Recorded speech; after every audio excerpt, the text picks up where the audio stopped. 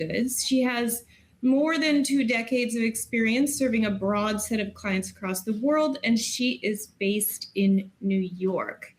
And Clarice is also a senior partner. She's in our Paris office, and she leads our consumer and retail practice in Europe. Clarice is also a member of the McKinsey Global Institute leadership team and a leader in our global sustainability practice. Danielle and Clarice, welcome to McKinsey Live. Thank you so much for having us. Thanks for making the time to be together with us today. And very quickly for folks in our audience, as always, McKinsey Live is designed to enable you to engage with our experts in our latest research. We are so grateful to those of you who submitted questions when you registered, and we have woven many of those into today's discussion in advance. Please also feel free to ask questions along the way. We will do our best to fit in at least a selection of those as we go. Okay, let's get rolling. Danielle, let's start with some context. Yes, many people are watching their wallets, but many of us are also engaging in new kinds of behavior, asking bots what to buy, exploring new brands on Instagram, TikTok, comparing our sleep scores. Talk to us at a high level about the research and what it revealed about how consumers are making decisions today. Absolutely. Well, thank you so much. We're excited to talk about this. So, we publish this research, as you mentioned, every year and really build it on a tremendous amount of our work across industries. Some of our industry reports, for example, the state of food and beverage, our quarterly consumer sentiment work across 20 different countries around the world. And together, these all give us a sense of how consumers are feeling, how they're spending their dollars, and how they're changing their behavior in the marketplace. As you can imagine, over the course of the past year, several trends or several underlying realities of the world have intensified. More geopolitical uncertainty, more cost pressure on many of the consumers across the world, as well as some of the ongoing trends around aging population and some of the changes that are continuing to happen in the technology landscape. And together, we're seeing a consumer who is much more informed, much more willing to move across channels, and much more selective in what they're doing. And so this year, we're really focused on 4 trends that we're talking constantly about with our clients. I'll touch on those now. That really is what we're spending our time discussing day in and day out. The first of these is really around the new technology-driven path to purchase. And there's been ongoing trends, right, from the old models of kind of mass market and store-based marketing, if you will, where we've continued to have more and more influences on the consumer decision journey. And this is allowing our consumers to discover and evaluate products in far more places over time. And then over the past 18 months, we've really started to see the rise of AI as being an influence, particularly in the evaluation on the path to purchase. So this is the first area that we're quite focused on right now and spending a lot of our time thinking about. The second is around the health revolution, and this goes well beyond diet and exercise that we've been talking about for decades. But really, there continues to be an intensification of how consumers are thinking about their wellness, their sleep, their stress, their energy, and a whole broad range of dimensions that are really overtaking a much larger share of their thinking and share, frankly, of their wallets as well. And they're continuing to look to our clients to deliver more products that actually meet their needs. The third area is all around the experience economy. So, for many years, we've been seeing experiences grow a bit faster than products, but the growth rates are really intensifying. And we're finding that consumers are continuing to spend more money and more of their time to make room for experiences in their life. These are travel, entertainment, and then things often linked to wellness, which is around connection and restoration as well. And then the fourth trend that we're talking about today is around the rise of the resourceful consumer. And as I mentioned before, we continue to see the cost pressures that are intensifying for many in many countries around the world. And what we're seeing consumers do is really start to think very differently about how they make their dollars go farther, how they're shopping, how they repurpose items, et cetera. And so we'll spend some time on that trend as well. Okay, so tech is obviously very much top of mind for most of us. Let's get into a little more detail there first. Many of us now encounter products in one place, we validate them somewhere else, we then turn to a different channel entirely actually to buy them. Danielle, you mentioned the consumer journey. Say more about how AI and social are reshaping the dynamics of discovery and consideration in that journey. Absolutely. Well, on the AI front, we're still in relatively early days in terms of how we're seeing Gen AI impact it. I think you can see on this chart here, the little dark sliver at the top demonstrates that we are seeing both our Gen Z and our boomers starting to use Gen AI tools in both brand discovery as well as in purchase evaluation. We expect that to intensify meaningfully over time as those tools become even more ubiquitous. Additionally, we are continuing to see social media become a very important element on the path to purchase.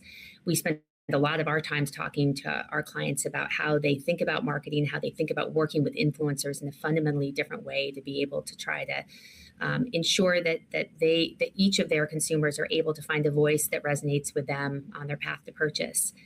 And we do see that is even more resonant, frankly, for Gen Z consumers versus millennial consumers, where millennials, we still see stores having an outsized role in their path to purchase relative to Gen Z consumers. But we expect over time we will have even more focus on or even more of an influence of a very multitude of channels and a multitude of touch points on the path to purchase. Okay, so there's an interesting question in there on trust. We're all basically awash in product device. We can turn to AI tools, social platforms, reviews, stores, our sisters-in-law. Who do consumers believe amid all these sources and across all these different channels? Well, I think that was one of the things in the research that we found that was most interesting to us, which was the relatively low amount of trust that we are seeing, in particular of Gen Z consumers, on the path to purchase. And so, one of the areas that was most surprising to us when we looked at what we call the Net Consumer Trust Index, which is basically trusters minus non-trusters as we look at it, was a level of skepticism we were seeing around algorithm-driven channels like social and in particular Gen AI, where the trust quotient is less than 40%. We also see that though across the board, even on offline channels, the trust quotient for Gen Z for friends and families recommendations was also quite low. And so we were again surprised to see that even though these consumers are bringing more and more sources of information into their consideration set, that they actually trust them quite a bit less, which poses a real challenge for brands and influencers as they are trying to think through how do they shape the consumer's decision journey. Yeah, and let's say more about that challenge. In other words, in the past, brands could invest in kind of discrete areas, right? You had your website, maybe paid search, SEO, your retail presence, and you'd have a pretty clear sense of where your message was showing up. Say more about how that's shifting, Danielle, in today's more complex landscape. Yes, well, one of the things that we've talked quite a bit about coming out of the work here is actually how little brand-owned sites are being cited by the LLMs, which is becoming more important as consumers in particular are doing research throughout the path to purchase. This work and research we did on this looked at 25 brands over a 6-month period where there was 2.6 million individual citations that were used by the LLMs. And the reality is right now, brands are struggling to shape the input and information that consumers are getting about their brands. We are still quite early in the generative engine optimization work in the world. People are still learning how to do that. We call that GEO.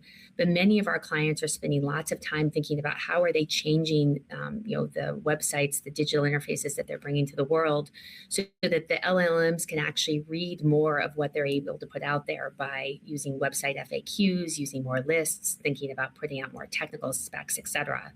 But right now, what's happening as a result is that there are many, many, many sources that are being used to form LLM responses, which is creating both, I think, the trust equation we taught, or the lack of trust in these sources that we talked about before, as well as real challenges for our clients as they're trying to make sure that their claims and that their perspectives on their brands are getting out to their consumers.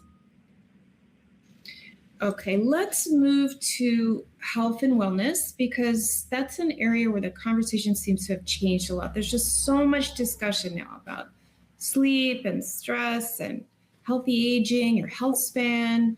Of course, many folks, at least in New York where I live, are talking about GLP-1s. Clarice, let's bring you in. Talk to us about how consumers are defining wellness today. Well, first of all, I think the consumers are much more health conscious and more health conscious than ever. They define health across a much broader set of attributes that are spanning across mental and physical health. Historically, we felt wellness was all about weight management, diet, and exercise.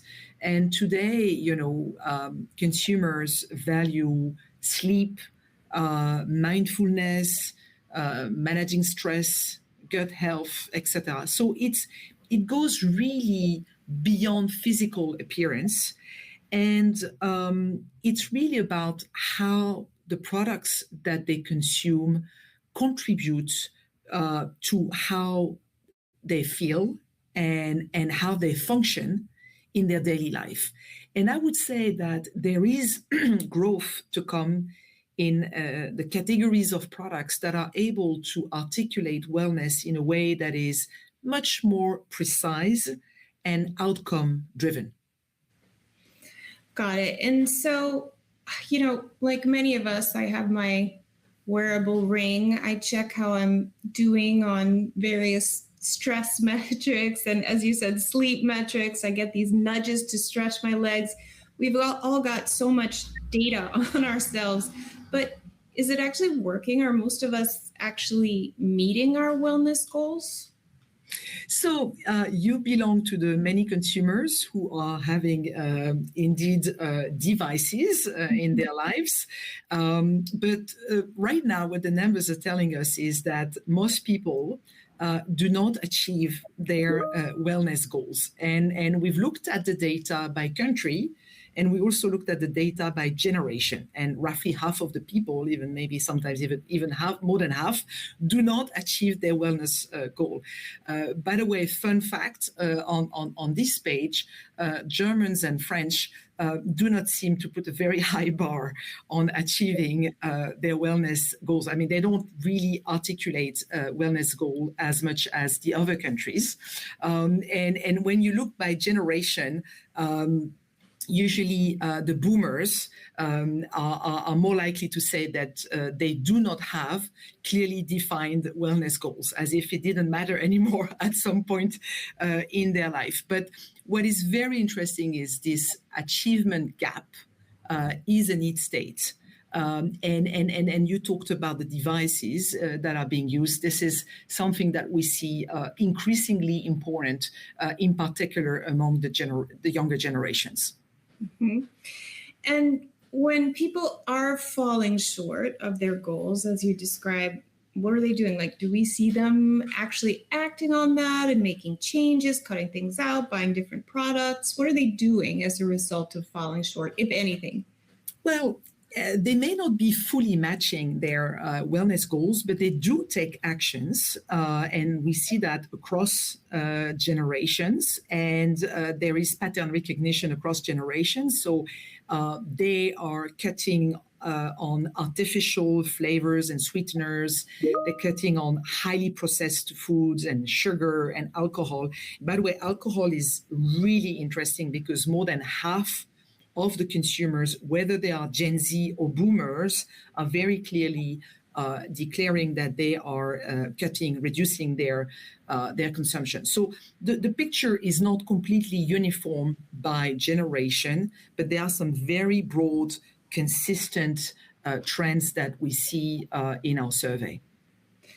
I noticed, caffeine was on there, and I will say I myself haven't gotten around to reducing caffeine. That's like one of my primary dietary intakes. Okay, let's move on to the third theme, which is experiences. Danielle, talk to us about what leaders should understand about this experience trend. Absolutely. Well, even prior to COVID, we were seeing the experiences growing slightly faster than we were seeing goods. It was about 3.1% for experiences versus 2.3% for non-essential goods. And then grocery store goods was growing even more slowly at 1.7%.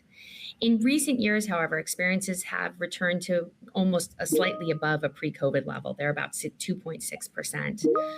But non-essential goods are just not growing. They're growing at less than 1%. And that means that experiences are now growing almost 3 times or a bit over 3 times the rate of non-essential goods. So what we're finding is consumers are continuing to really shift from products to experiences. And that when we ask consumers, what would you do if you got an incremental amount of 200 euros or $200? What would you do with it? What we find is that the vast majority of them say that they would put it towards experiences. And so that continues to be a real theme in what we're talking about, which is how do our brands, how do our clients actually deliver more and better experiences and turn things that were actually maybe more products in the past into something that feels much more experiential for their consumers, to meet this trend to try to be able to find moments of emotional connection, peace, and recovery, and other things, much in line with some of the comments you made before on your health journey. Super interesting.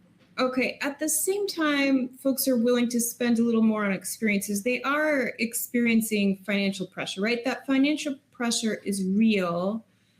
And I mean, at least in the US and presumably in a range of countries, many households are having to make some pretty tough choices in the grocery aisle now. Clarice, what are consumers telling us about affordability in essential categories like food? Well, I think we've been in this situation for the past 4 years since COVID spurred in inflation, right? So consumers remain extremely cost cautious. And in the survey, when nearly a third of the consumers say they struggle to afford the foods that they want, there is an element that is linked to the financial constraints, but there is also an element of how much they're ready to put into the food and bev expenses in their households. So that is very important to understand. But this is a trend that is more than a trend because it's been around for 4 years. Mm-hmm. So this notion of value is and affordability is really here to stay. Clarice, something I found interesting in the research is that consumers aren't just looking for what's cheapest when they're value conscious. In other words, they're not just defaulting reflexively to the least expensive option.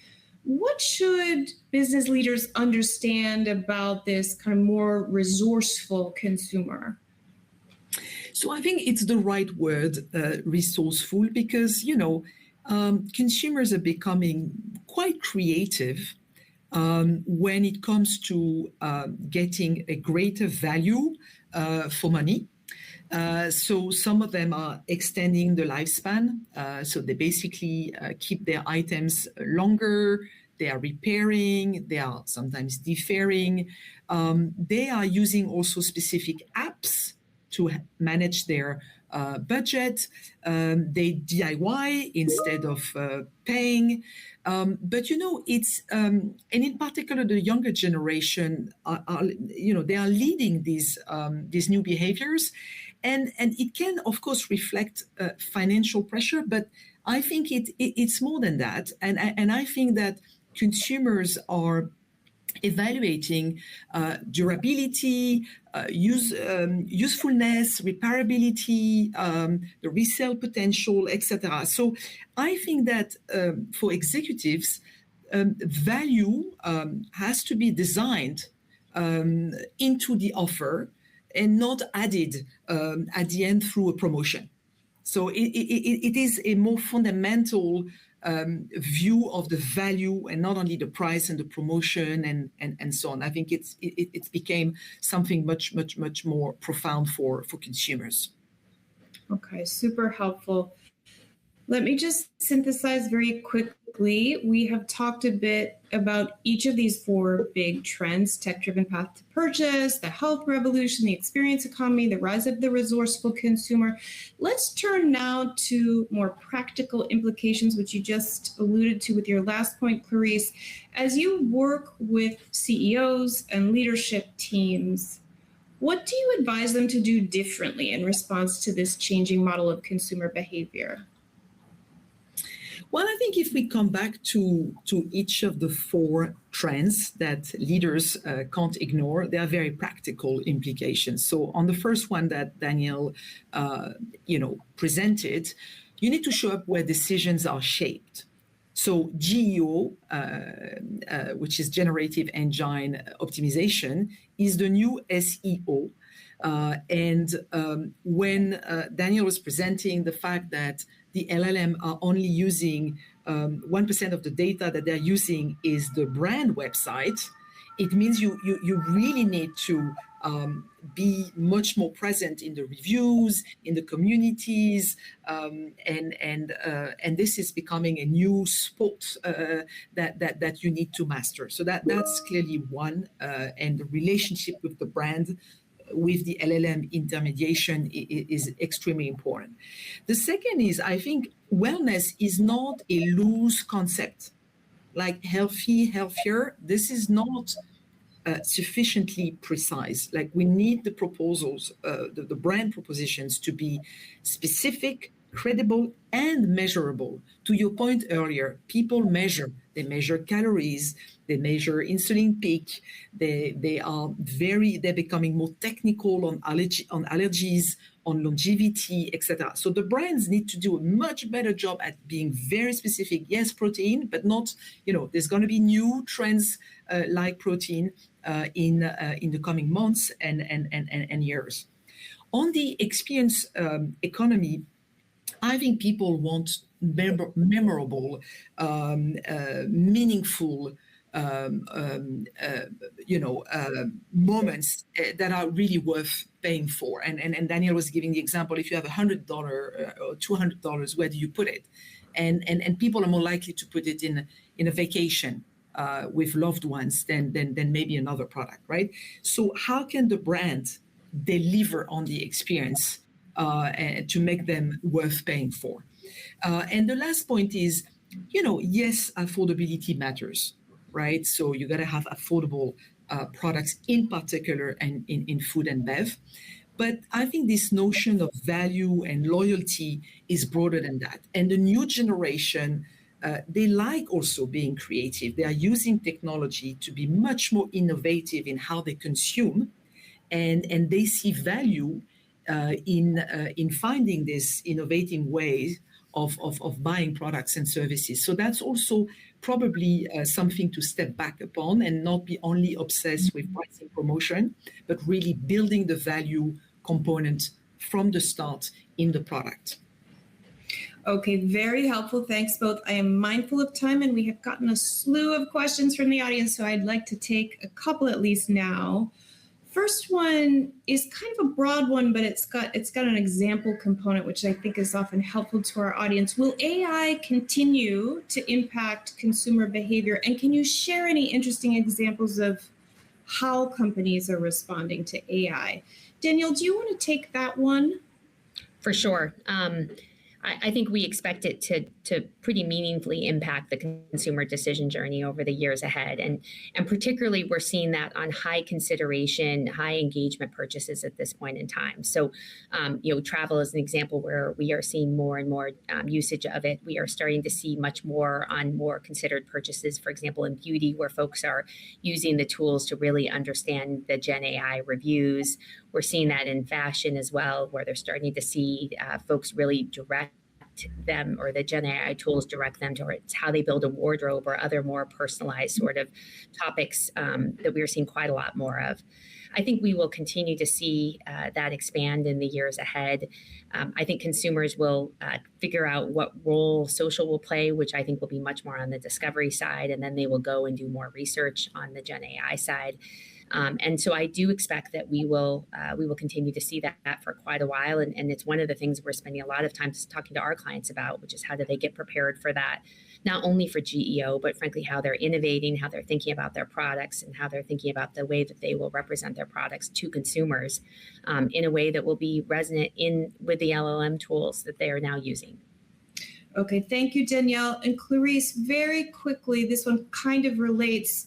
Any examples of where you see companies struggling most to adapt to these changes? Well, I think AI is disrupting companies and how they operate. It is not only a tech topic; it's a business topic. It's a capability topic. It's an investment topic. And if you think about the function like marketing, this function is going to be disruptive. Across marketing processes, in terms of campaign production and management and so on. So I think the flip side of what Daniel was saying is we see AI picking up in the adoption by consumers, and then the companies need to adapt to it. And today the ROI is not yet completely established. So they need to lean forward and invest while the ROI is not completely established. But we see progress. It's not like by the month or by the week, we see enhanced marketing processes. We also see an ability to unlock a lot of efficiency in operations and so on. So I think what the companies are struggling with is the pace of adoption in their practices to be able to extract the value and respond to these trends. Makes sense. Okay, that brings us to time. This was a fantastic discussion. Danielle and Clarice, thanks again for joining us today. Thank you so much. Thank you so much. And as always, many thanks to all of you watching. You'll be able to find a replay of our conversation and access to the full State of the Consumer 2026 report on our website, mckinsey.com. We covered a lot of research today, but as a result, and with apologies, we were only able to skim the top off your many audience questions. But take note, we will make time to answer more of these, and we will air those answers in an upcoming episode of the McKinsey podcast. So make sure to subscribe on YouTube or on the audio player of your choice to catch the segment following on today's event. We will get to a selection of your questions there. Stay tuned for more on our next McKinsey Live. Thanks again for joining us, and be well. Stay cool.